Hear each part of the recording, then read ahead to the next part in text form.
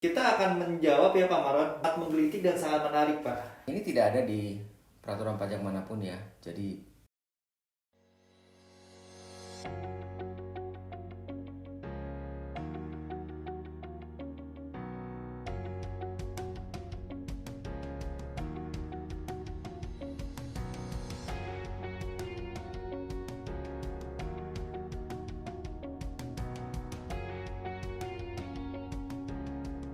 Halo, kembali lagi di Bincang Pajak. Masih bareng saya Adrian dan narasumber kita pada episode ini Pak Maron Hertanto yang sudah tidak asing lagi tentunya ya buat teman-teman Bincang Pajak. Nah, episode hari ini kita akan menjawab ya Pak Maron beberapa pertanyaan yang masuk dalam kolom YouTube kita. Dan ini pertanyaan-pertanyaannya yang sangat menggelitik dan sangat menarik Pak. Jadi buat teman-teman semua, buat para penonton Bincang Pajak yang ingin dijawab pertanyaannya, bisa juga nanti komen di kolom YouTube kita. Dan jangan lupa untuk subscribe ya, karena subscribe membantu kita untuk lebih bersemangat lagi membuat konten-konten yang pasti dibutuhkan sama teman-teman semua. Oke, tanpa berlama-lama, saya akan menuju pertanyaan pertama. disebutkan dulu konteksnya waktu itu saya videonya apa. Oh iya. Gitu, supaya mungkin relevan ya.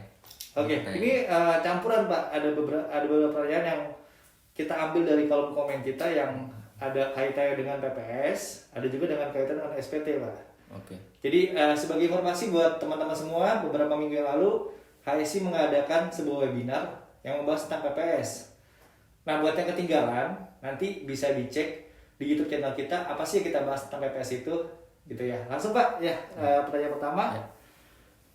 dari seorang ibu, Bu Leni ya. Pak izin bertanya, jika kita sebagai YouTuber sudah dikenakan pajak atas AdSense dan kita diwajibkan membayar pajak penghasilan dalam negeri juga, mungkin maksudnya sudah dipotong gitu kali ya Pak ya. Apakah tidak terjadi pajak berganda Pak kalau kita bayar lagi di SPT tahunan mungkin Pak? Ya. Mungkin boleh jelaskan Pak. Saya sendiri baru jadi YouTuber baru ya. Oh iya, Belum dapat oh iya. AdSense. Jadi belum tahu. Mungkin ada teman-teman di sini yang bisa jelasin apakah YouTube memotong nih pajak atas AdSense. Ya. Setahu saya tidak, karena YouTube itu badan usaha di luar negeri, dia tidak punya BUT di Indonesia. Tapi kalau saya salah dan ternyata dia sudah terdaftar di sini di Indonesia sebagai wajib pajak, kemungkinan memang bisa dipotong ya atas penghasilan yang diberikan kepada para YouTuber yang melalui AdSense. Jadi kalau jawabannya memang sudah dipotong PPh 21 atau PPh apapun, itu artinya Anda bisa gunakan sebagai kredit ya. Umumnya yang dipotong itu pasti PPh 21 tidak final ya, karena penghasilannya berdasarkan dari iklan. Nah, pajak berganda ya tidak. Karena kalau sudah dipotong oleh pembayar penghasilan, Anda di akhir tahun kumpulin, Anda hitung penghasilan Anda ulang dari total omset AdSense dan penghasilan lain, penghasilan apapun yang tidak final, lalu terutang pajaknya berapa, pelunasan pajaknya menggunakan bukti potong yang sudah diberikan oleh pihak lain. Kalau dari AdSense ada, dari YouTube ada, silakan digunakan juga ya. Dan bentuknya pasti harus sama dengan bukti potong ya. Bukti potong di Indonesia atau di luar negeri gitu Pak? Ya ini kalau ceritanya kalau bukti potong, sebab Bukti saya potong, setahu saya kalau dia daftar di Indonesia, kalau YouTube-nya terdaftar di Indonesia, berarti dia berkewajiban memotongkan, Betul. kan begitu. Tapi kalau dia masih YouTube yang di Amerika itu, ya pasti hampir 100% yang tidak, ya karena setahu saya YouTube yang terdaftar itu mungkin bukan perusahaan Amerika malah, mungkin perusahaan dari mana itu yang dari luar negeri. Banyak situs seperti itu kan. Jadi dan kalau memang misalnya sampai pun ada pemotongan pajak luar negeri atas penghasilan AdSense, kalau ada nih, Kalau ada. nah, itu namanya PPh 24, yaitu kredit pajak luar negeri. Nah itu juga boleh diperhitungkan sebagai pengurang dari kewajiban pajak. Nanti sisanya berapa kurang bayarnya baru dilunasi melalui mekanisme bayar pajak di Indonesia. Ya berarti Kira-kira tidak ada pajak berganda ya? Nggak ada. Ya. Pasti nggak ada. Ya, kalau sampai lebih bayar, ya coba dilihat. Mungkin kalau lebih bayar, kalau pajaknya berdasarkan pajak Indonesia yang lebih bayar, ya boleh restitusi. Tapi kalau pajaknya berdasarkan pajak yang dipotong pajaknya disetor di negara asalnya sana, tentu tidak boleh dikenakan karena yang lebih bayarnya di luar negeri, urusannya di luar negeri, ya. Gitu. Oke Pak, sudah menjawab ya. Kita berlanjut ke pertanyaan kedua Pak. Mau tanya dong, bagaimana pelaporan harta yang sebelumnya bisa dipakai seperti smartphone, furniture, lalu dilaporkan, tetapi rusak Pak, dan tidak bisa dijual lagi di tahun berikutnya. Bagaimana tuh Pak pola pelaporan di SPT? Apakah tetap disajikan dalam kolom harta atau karena sudah tidak ada nilainya bisa dihapus bukukan? Gitu, silakan Pak. Oke, saya berkonsep ini tidak ada di peraturan pajak manapun ya. Jadi peraturan pajak atau ketentuan pajak itu tidak mengatakan ada batasan nilai minimal atau maksimal suatu harta itu harus Anda masukin ke dalam SPT. Ya, kan begitu ya, tidak ada. Lalu kalau Anda selama ini memasukkan semua barang elektronik, smartphone, atau TV, kulkas, atau barang elektronik rumah tangga itu ke dalam, mungkin Anda tetap konsisten melakukan, ya boleh-boleh aja. Tetapi pengalaman saya sebagai konsultan, tipsnya begini ya. Secara umum sebuah harta kalau itu memberikan manfaat ke depan, ya salah satunya memberi manfaat ekonomis ya. Jadi suatu hari bisa dijual jadi uang gitu ya. Ya tentu aja kalau Anda smartphone yang bekas juga bisa jual, cuma harganya mohon maaf biasanya kan nggak seberapa ya. Anda beli handphone 5 juta, kalau nanti sudah auto date mungkin jualnya mungkin 1 juta, 2 juta saja. Bahkan itu biasanya tukar tambah ya. Umumnya barang elektronik itu karena dua hal ya, karena modelnya udah ganti, teknologinya udah ganti, dengan berjalannya waktu biasanya nilai penjual kembalinya juga ada sangat rendah. Jadi secara umum saya bisa katakan bahwa untuk barang-barang elektronik tidak terlalu perlu. Tapi kalau mau Anda cantumkan di dalam SPT ya silakan ya. Nah, kalau sampai rusak ya tentu tidak ada lagi nilainya. Itu juga Anda tidak bisa klaim karena di SPT pribadi tidak bisa klaim rugi. Ya, tidak ada klaim rugi. Sehingga menurut saya hematnya memang hanya barang harta yang nilainya substansial ya. Substansial itu relatif lagi ya. Substansial itu bagi ada orang yang mampunya baru beli motor ya, bagi dia beli HP yang nilainya 5 juta ya lumayan besar ya. Nah, itu boleh aja masukin. Cuma nilai future-nya kan nggak ada. Jadi kalau rusak ya udah, paling ya nanti tahun depan udah nggak usah dicantumin. Atau kalau pernah dijual nilai 1 juta kan Anda peroleh kembali uang dalam bentuk uang tunai 1 juta dan sebagainya. Atau ada tukar tambah karena ada program tukar tambah dari Samsung, atau ya mohon maaf ya saya jadi tidak memiliki merek apapun, tapi yang penting kalau nilai barang itu Anda cantumkan kembali, Anda mau cantumkan itu opsi. Tetapi menurut saya praktisnya sebetulnya secara umum barang elektronik tidak terlalu perlu ya. Tapi saya tidak mau mengatakan itu sebagai pengecualian secara umum ya. Barangkali beberapa orang menginvest banyak sekali, misalnya seorang fotografer yang menginvest kamera lensanya sangat banyak, uang untuk barang yang sangat serius ya. Ya itu mungkin berharga lah ya, karena di dalam profesi dia mempunyainya, dan itu bagi mereka atau dia ini lensa itu mempunyai nilai yang terus terpertahankan, karena lensa kan bukan elektronik itu sendiri tetapi merupakan komponen dari yang penting daripada peralatan itu yang nilainya masih tinggi ya. Nah itu silakan ya. Jadi memang judgmental ya, case by case ya. Tapi Anda belum beli handphone yang 2 tahun lagi ketinggalan, ya mungkin nggak terlalu perlu amat gitu.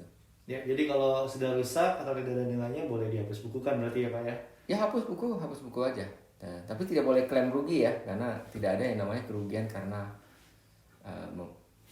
menjual barang dengan nilai yang lebih murah atau sebagainya ya. Oke, itu tadi pertanyaan kedua Pak. Ini ada sedikit pertanyaan lagi.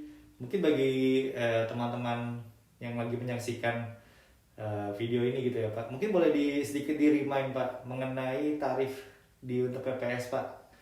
Dari berapa sampai berapa sih Pak? Mungkin boleh sedikit di-remind Pak. Oke, saya cerita recap kembali ya. Yang sekarang namanya program PPS itu singkatan dari program pengungkapan sukarela ya. Di media dikatakan, dan kami juga kadang-kadang katakan sebagai tax amnesty jilid 2 ya. Jadi dibuka kembali berdasarkan undang-undang yang disetujui oleh DPR sejak akhir tahun 2021 lalu. Sekarang sudah dimulai dari 1 Januari lalu dan berlangsung sampai 30 Juni, jadi cuma 6 bulan.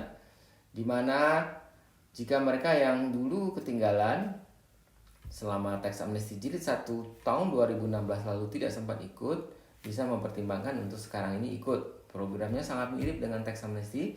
Ada banyak perbedaan ya, salah satunya adalah tarif juga. Tarif untuk tax amnesty atau PPS ini ada 2 jenis, berdasarkan 2 jenis skema. Skema 1 adalah untuk harta-harta lama, yaitu dari 2015 ke bawah. Itu tarifnya paling rendah 6% ya, dengan komitmen-komitmen yang Anda harus tepati. Kemudian kalau ada komitmen yang lebih sedikit, yaitu komitmen hanya untuk membawa harta, kalau ada hartanya luar negeri itu bisa 8%, tapi mengungkap harta di luar negeri tidak mau dibawa pulang, tidak bisa dibawa pulang 11%. Jadi antara 6 sampai 11%. Nah, kemudian itu yang tadi kebijakan 1 ya. Nanti kebijakan 2 itu adalah khusus hanya jika ada harta yang muncul ya sejak 2016 atau dibeli atau diperoleh sejak 2016 sampai sekarang. Bukan sekarang, maksudnya tahun 2020 ya. Sampai 31 Desember 2020. Jika diperoleh dalam 5 tahun tersebut, Anda bisa ungkap melalui namanya kebijakan 2. Jadi ada 3 tarif ya. Paling rendah adalah tarif jika Anda berkomitmen untuk menginvestasikan dana itu di beberapa produk keuangan, institusi keuangan yang biasanya umumnya adalah surat berharga negara ya. Bisa ORI, bisa FR, bisa Sukuk, bisa apapun produk-produk yang keuangan yang dihasilkan ya. Nanti ada peraturan penegasan yang lebih lanjut dari Kementerian Keuangan mengenai jenis-jenis investasi apa. Nah, itu tarif yang paling murah. Nanti ada juga tarif khusus kalau uangnya tidak yang mau diungkap itu adalah harta di luar negeri. Oke, sedikit pertanyaan terakhir nih Pak. Mungkin nanti yang lebih lengkapnya teman-teman bisa saksikan di YouTube channel ya. Ya. Untuk lebih nonton aja nanti dikasih link ya, Nanti dikasih link tentang PPS itu. Gitu. Ya. Oke, satu lagi pertanyaan terakhir Pak. Kalau misalkan ada warga negara asing sudah memiliki NPWP, berarti kan sudah menjadi subjek pajak dalam negeri gitu ya Pak. Terus kemudian karena satu dan lain hal dia harus kembali ke negaranya selama periode dia memiliki NPWP, tidak melapor pajak gitu ya Pak untuk aset-asetnya yang di Indonesia. Apakah masih bisa ikut TPS gitu Pak? Mungkin pertanyaannya. Gunanya apa, relevansinya? Kalau mau pulang ke negara Relevansinya asal, mungkin masih ada uang di bank di Indonesia gitu Pak? Well, kita tidak tahu ya, karena apakah kewajiban nanti dia kembali ke negara asal juga harus mengungkapkan harta. Si wajib pajak sana menelusuri pertambahan harta seperti di sini ya. Kalau memang iya ya, kalau dia mau ikut ya tentu sangat welcome ya. Sangat welcome bagi Indonesia gitu ya Pak? Sangat dong. Apalagi kalau memang harta itu sengaja disembunyikan karena tidak mau bayar pajaknya. Kan begitu. Tapi kalau memang berasal dari harta, ya karena saya memiliki beberapa klien ekspatriat di sini, berasal dari ekspatriat tentu orang luar negeri yang selama kerja di sini tidak mau mengungkapkan hartanya walaupun penghasilannya besar. Saya tidak mengerti alasannya, tetapi ada mungkin di antara kalangan ekspatriat mereka sudah secara bersama-sama mungkin menganggap bahwa pelaporan harta itu tidak perlu selama mereka sudah membayar pajak dan sebagainya. Gitu. Jadi ada yang memang tidak mau, tapi kalau ditanya ini berasal dari harta itu berasal dari penghasilan yang sudah bayar pajak apa belum? Nah, kalau berdasarkan pengalaman saya ada juga yang memang penghasilannya ada, jadi hartanya kalau mau dicantumkan juga nggak ada masalah. Tadinya nggak dicantumin sudah bertahun-tahun, jadi tidak dicantumkan karena alasannya dia pengen repot atau apapun alasannya ya. Jadi tapi kalau sekarang mau mengungkapkan kan mungkin mereka sayang ya, karena harus bayar pajak lagi kan. Iya. Dari tarif PPS itu. Jadi sebetulnya pembetulan aja cukup gitu ya Pak, masih ke PPS ya? Menurut saya mungkin bisa pembetulan ya. Tapi pembetulan namanya kan batas waktunya 5 tahun aja ya. 5 tahun ya. Betul, jadi kalau teman-teman merasa dari penghasilan saya saya sebetulnya harta-harta atau kepemilikan yang saya beli itu memang dari penghasilan saya yang sudah dipotong pajak, sudah lapor pajak, ya silakan, hanya membutuhkan SPT cukup. Tapi kalau memang itu sengaja disembunyikan, karena penghasilannya juga tidak mau dilaporkan, nah itu saatnya sekarang ini, karena tarifnya pasti lebih murah daripada dengan cara harus membayar pajak. Iya. Oke, terima kasih Pak Maron untuk episode ini. Sungguh banyak insight-insight baru yang kita terima yang mengenai PPS dan mengenai. Ada satu pertanyaan lagi Pak, tapi nanti kita akan bahas di episode berikutnya. Ini tentang yang paling menarik nih. Ini ada pertanyaan mengenai tentang trust fund atau dana perwalian. Nah, buat teman-teman yang mau dan penasaran banget untuk apa sih dana perwalian dan hubungannya dengan perpajakan tuh dikenakan atau enggak, saksikan episode berikutnya di YouTube channel kita. Jangan lupa subscribe, like, komen, dan share buat ke teman-teman, kenalan teman-teman semua, ke saudara, keluarga, atau mungkin ke rekan-rekan kerja, supaya banyak pengetahuan yang bisa kita dapat tentang pajak. Oke, segitu aja untuk episode kali ini. See you di episode berikutnya. Bye-bye.